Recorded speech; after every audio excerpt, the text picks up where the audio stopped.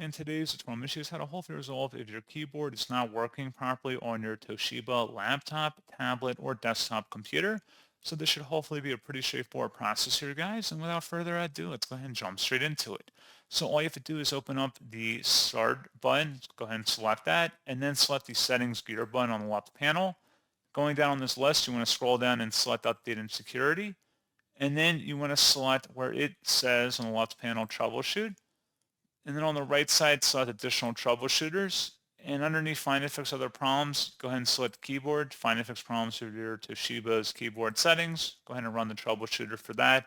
Hopefully it would resolve the problem. You may have an issue with the keyboard itself, which could be damaged, or if you're using an external keyboard, try swapping it out for a different one, or try plugging into a different port on your computer and see if that resolves the problem. So, as always, thank you guys for watching this brief tutorial. I do hope that was able to help you out, and I do look forward to catching you all in the next tutorial. Goodbye.